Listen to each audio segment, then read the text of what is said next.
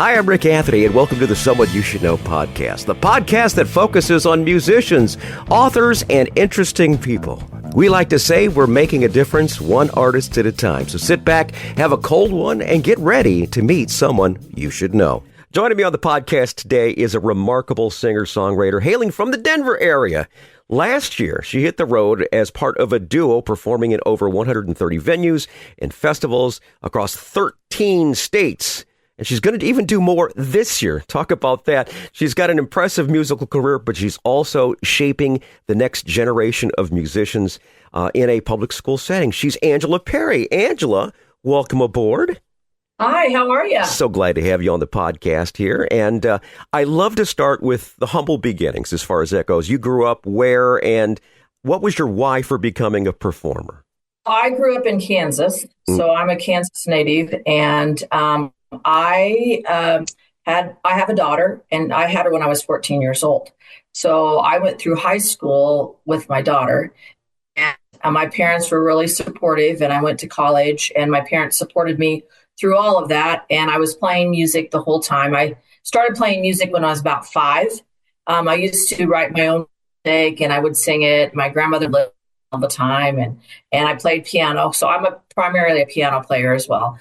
So I took lessons all the way up to about 14, and then went through high school, and I performed some in college and got an education degree because I needed to teach as quick as possible, but music was always my thing, has always been my thing. Mm-hmm. And I also have an English degree, and I have a counseling degree, and I have a music degree. You sound like my daughter, who has she's got 4 different degrees also too. So a professional student. Yes, yeah, that's what my parents say too. But so I that's kind of where I came from. I came from a family of teachers, mm-hmm. and education was always really big, and my parents always supported me in anything I wanted to do, and so, which is great because I was a single parent as mm-hmm. well, and just kept working in music, but I just felt like I was missing a lot. And so I went back, got my music degree, finished it up, and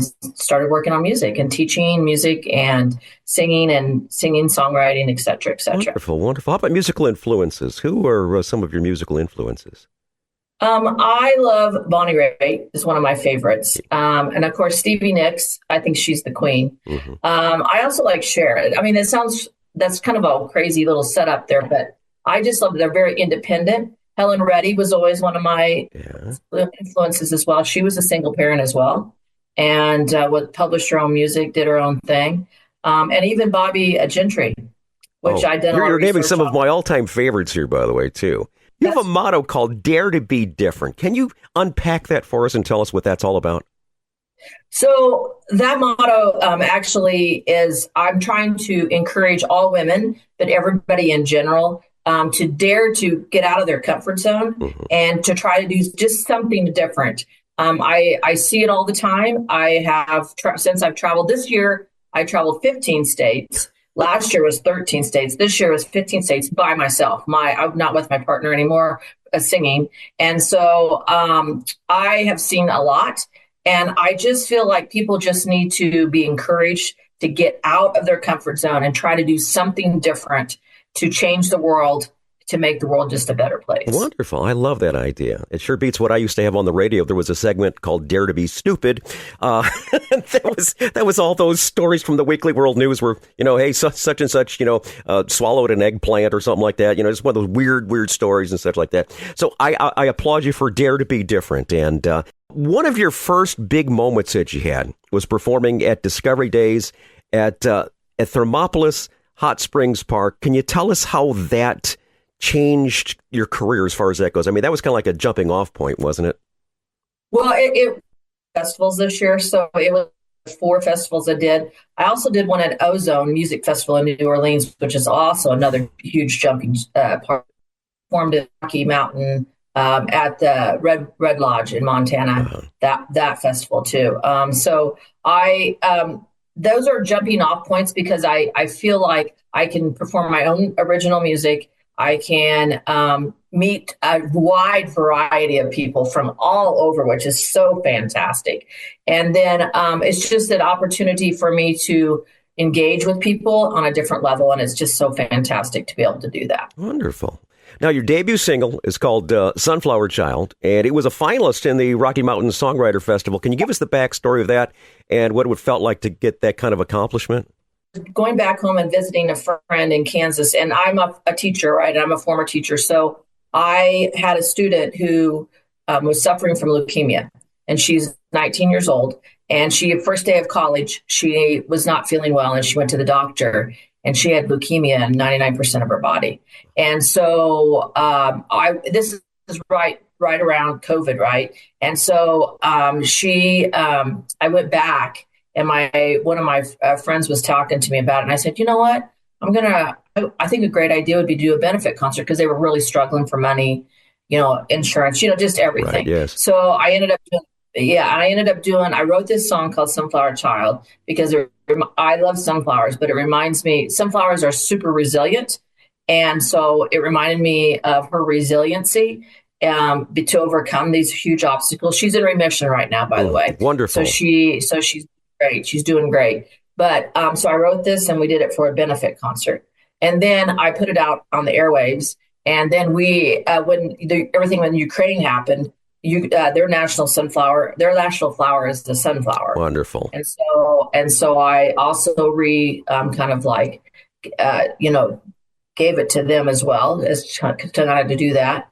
And so there you go. That's awesome. Why it is. Well, very good. And it was part of the Rocky Mountain Songwriters Festival. What did it feel like to be a part of that, as far as being a finalist, Yeah, that was so fantastic. I didn't win, but the people that won have now they're just great. They're crazily good. I mean, they've gone all over.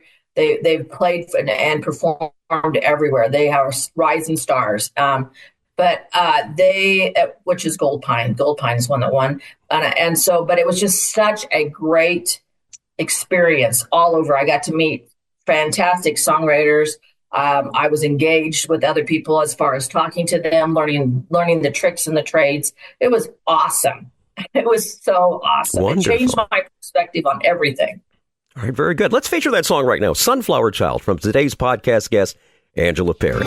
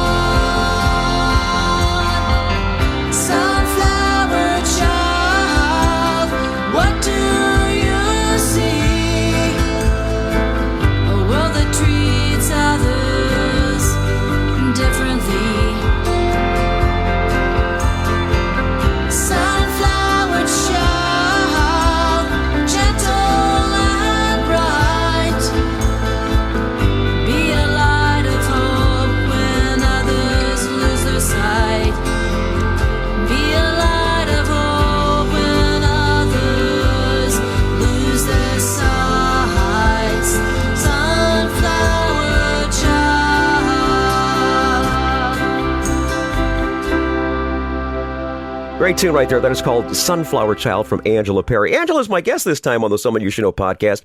We're going to talk to her a little bit more in a moment. But first, I want to say, hey, thanks for tuning in to the Someone You Should Know podcast. And we want to thank our friends over at Buzzsprout. They're the service that shares us to all the streaming platforms. And we're so very blessed to reach over 2,700 cities in 101 countries around the world. We're going to salute some in Angela's neighborhood. Angela, maybe these towns sound familiar.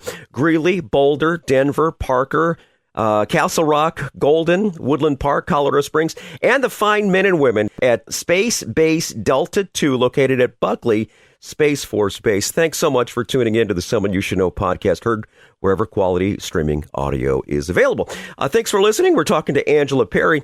As I said in the open, you are quite a road warrior. You performed at major festivals, South by Southwest, Ozone Festival in New Orleans, also the Flagstaff Folk Festival last year. And this year, you're planning on doing even more. First question I had, how did you keep your energy up? I'm just kind of like the Energizer Bunny. I don't know. My friends tell me I'm like crazy because my friends, they struggle to keep up with me. So I don't know. It's just kind of like something that I just do. I mean, I've just always been that way. So, and actually it's good. It's a healthy way to be, I guess, so rather do that than doing something that is not so healthy for me. So I guess I'll use it this way. Very good. Very good. And how do you keep your creativity up while you're on the road? It's so interesting because I have so many stories and so many people that I meet that I could write a song probably every day almost. And some people struggle with that. I sometimes struggle just to have enough time to sit down and do it. I'm actually in my room, my studio right now, kind of like a studio type thing where I work on things. But it's just, that's probably the hardest thing to do. Mm-hmm. I have like ideas and I write them down all the time. I have paper in my car. I have paper by my bed, so that I can write ideas all the time. And I even use the little thing on your phone, the recording thing on your phone all the time too. Let's talk about some of your favorite moments from the festivals that you performed at over the last couple of years, like the South by Southwest and also the Ozone Festival. Let's talk about some of those moments. Something that really stands out is like, oh my God, I can't believe I did that. I would say probably the South by Southwest Festival was such a huge experience because there was such a wide variety. Because, it's not just music, it's also theater, it's also, it's movies, it's the latest. So when I was kind of overwhelmed, we actually performed right off of South by Southwest. So we performed out by the lake, out there. And it was just on top of this huge, in this resort, on top of this kind of like hill and overlooking everything. And it was just phenomenal. I mean, it was just blew you away. I think I was pretty overwhelmed because I had not been in that kind of sphere before. Ozone, there's the friendliest people on the earth. And I met everybody and anybody and the quality of musicians at festivals will blow people away. I mean, they're just so good. It's nice to see. You've had some great moments at these festivals. This next feature is called Tales from the Road. It's those infamous road stories where things didn't go quite as planned. Do you ever see the movie Spinal Tap?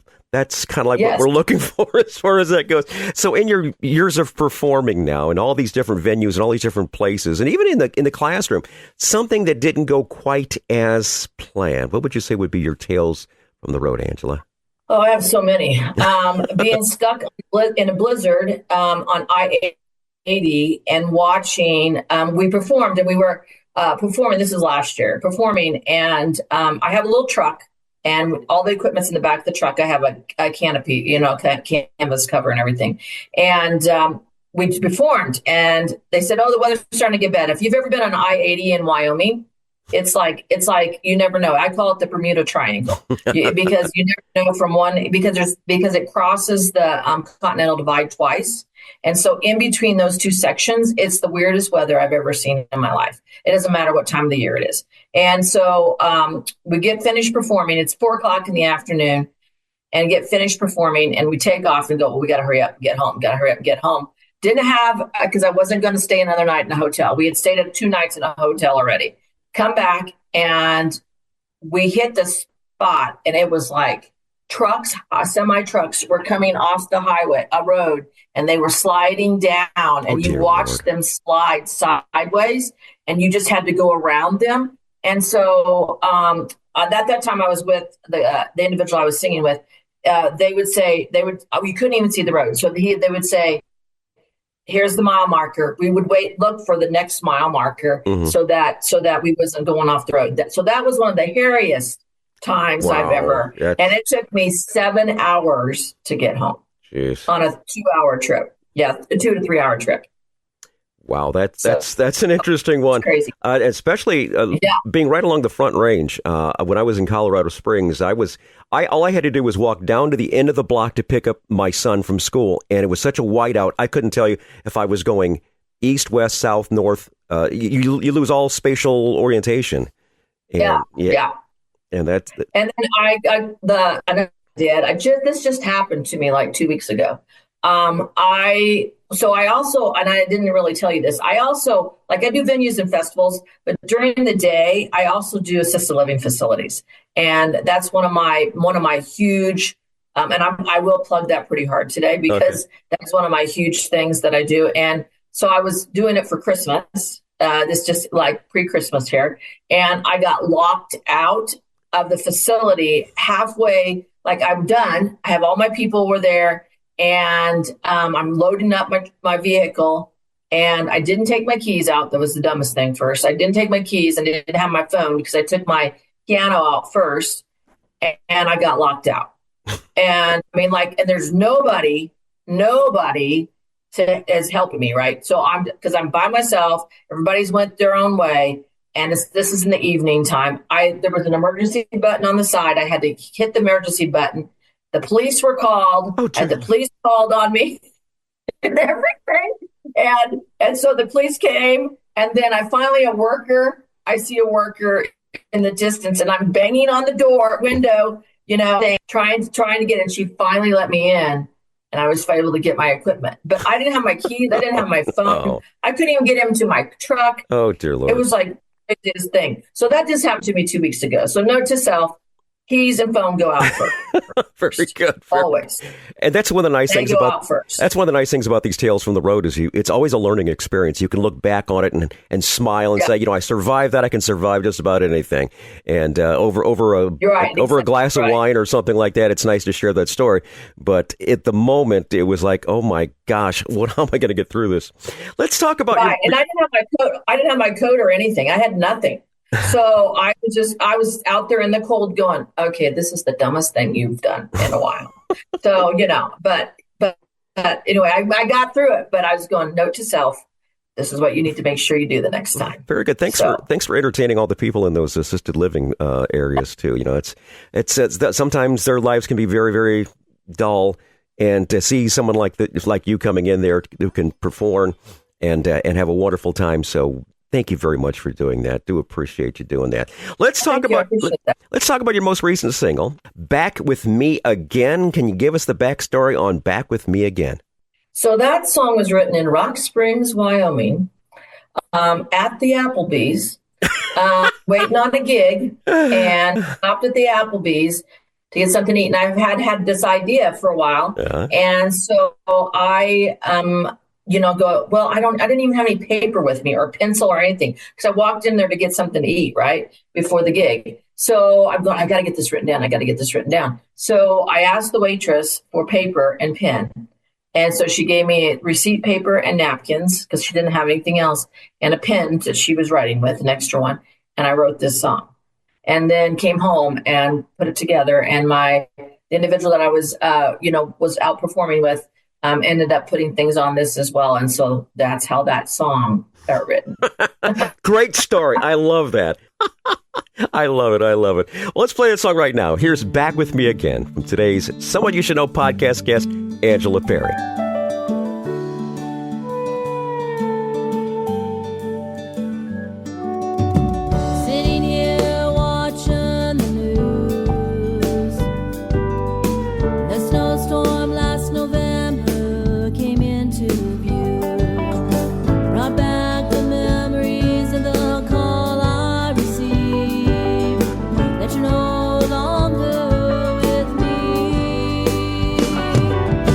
I feel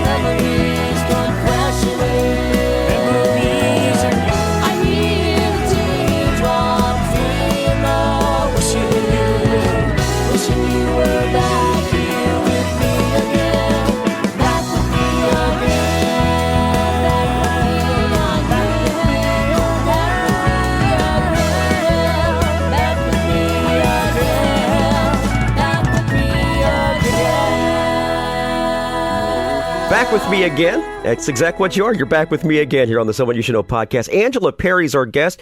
That's her latest song called Back With Me Again. Now, Angela, you've had over 5,000 followers on social media, and I know you're going to wind up getting some more fans who are listening to this particular podcast. Can you give us a rundown on your socials and how people can reach you and what's the best way to find you? So you can find me on everything on angelaperrymusic.com. I have everything connected to my name. I don't do anything fancy. So it's just angelaperrymusic.com. And a little bit about my socials. I'm on everything. So I'm on TikTok, Snapchat, LinkedIn, Instagram, Facebook, YouTube. No new one called Blue Sky. I mean, I'm on all threads. I'm on them all. What we'll do is we'll keep those down in the show notes. So if anyone who's listening in today would like to follow her on all those different social platforms, if you're on the new platforms or the old ones like I am, just go ahead and just click that and it'll take you exactly where you need to go. Another facet in your crown is the fact that not only are you a great musician on stage, but you're also helping mold the next generation of kids, teaching kids from 4 to 18. What a wonderful initiative. Thank you so much for doing that. The next generation of performers, the very next generation of Angela Perrys out there. That's right. Tell us about Angela Perry, the teacher. So I have a teaching degree and I teach in a public school system. So I also do that too, by the way. And I am very fortunate to be in a school system and have a administrator and a boss who's fantastic, who's always promoting things. And I actually have taught music in the classroom. So I taught songwriting, piano. I got 15 pianos. I have rhythm. I teach them rhythm, just the whole thing. And we do it actually as a class and have done it as a class. Mm-hmm. And my kids also know how to write their own music. So they know how to use the digital audio workstations because I teach them how to do that too. And so it's just been fantastic because, the idea of them being able to just be able to touch it and be able to feel it is just little sparks like that changes your whole life. I think about that with my own self and probably even with you, how you're influenced with music and people in general. It doesn't take a lot. It just takes something to kind of connect. And so that's really where I'm about that, is by trying to make connections and trying to give them opportunities to be able to do what they can and what they want to do. How about a plug for your school? What's the name of the school? It's Mapleton Expeditionary School of the Arts. All right, very good. Located where? It's in Thornton, Colorado.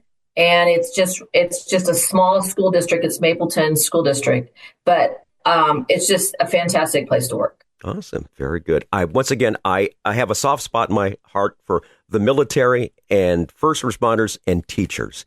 Anyone who's teaching and molding the minds of our future, you got a special spot in my heart. You've also got a new album in 2025. You're working on that one called Butterfly Blue. Where are we in that process?